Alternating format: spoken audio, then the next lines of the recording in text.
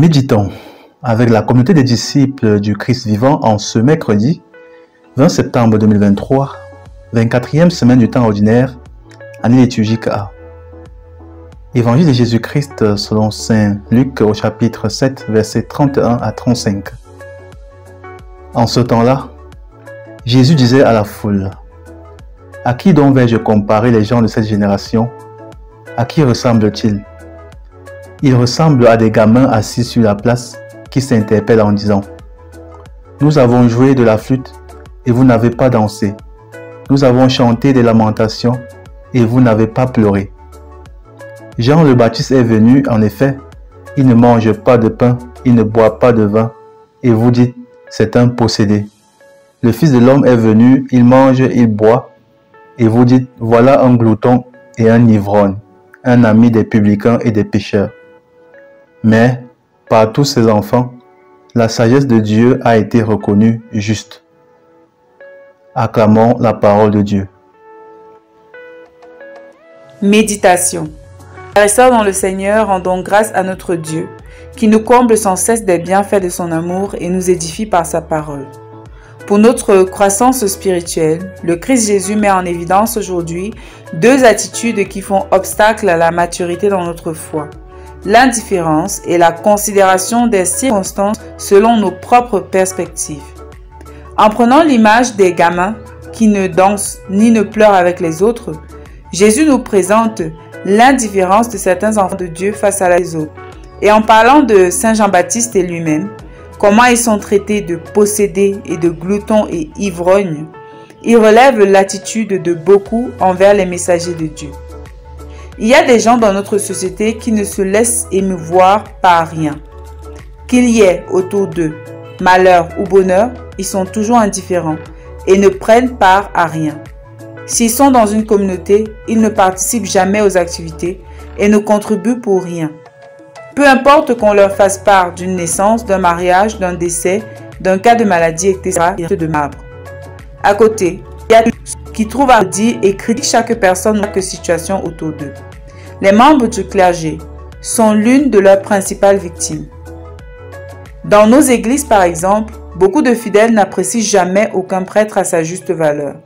S'il est trop ouvert et passe beaucoup de temps avec ses fidèles, on dira qu'il ne consacre pas assez de temps à la prière. Si par contre il est réservé, on dira qu'il ne prend pas la peine de connaître ses fidèles. S'il s'habille très bien, on dira qu'il est frimeur et se coupe trop de son apparence. Et si par contre il donne peu d'importance à son apparence, on dira qu'il est négligé et donne une mauvaise image des prêtres. Cela ne se limite pas aux messagers de la parole de Dieu, mais même dans nos familles, nos milieux de vie, on trouve toujours à redire sur la vie des autres. Nous n'avons qu'à voir nos commentaires sur les réseaux sociaux. Nous perdons beaucoup de temps à critiquer, juger, traiter les autres de tous les noms. Est-ce notre rôle? N'est-ce pas tout simplement le fruit de nos propres frustrations du fait que les choses ne sont pas ou ne soient pas comme nous voulions qu'elles soient? Ces attitudes ne sont que des gamineries et des signes d'une certaine immaturité. Il faut donc apprendre à se réjouir avec les autres et à se lamenter avec eux. Il faut savoir accepter que tout ne se déroule pas selon nos propres schémas de pensée.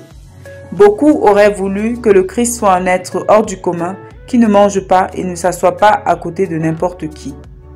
Eh bien, c'est la vision des immatures.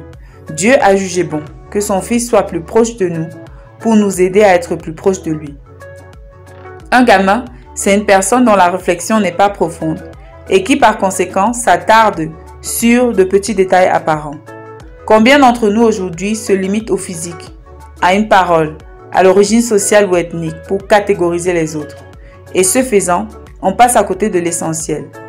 Ceux qui traitaient Jean-Baptiste de possédé et Jésus de glouton à cause de petits détails sont passés à côté de la bonne nouvelle du salut qu'ils annonçaient parce qu'ils se sont limités à l'aspect superficiel de leur être.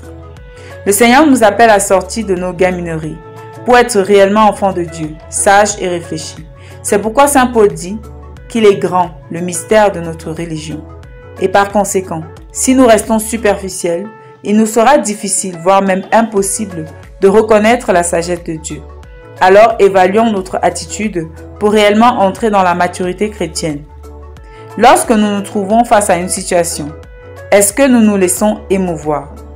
Et lorsqu'il faut réagir, prenons-nous le temps de réfléchir ou alors nous disons ou faisons la première chose qui nous passe par la tête? Est-ce que nous savons pleurer avec ceux qui sont dans le malheur et danser avec ceux qui sont dans le bonheur?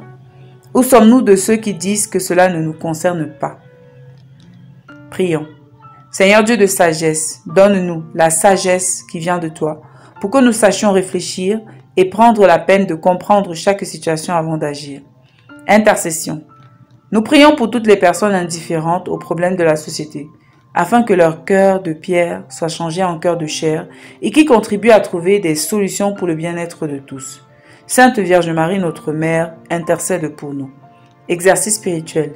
Laissons-nous émouvoir par le bonheur ou le malheur d'une personne autour de nous et posons un geste d'assistance envers cette personne. Loué soit Jésus-Christ.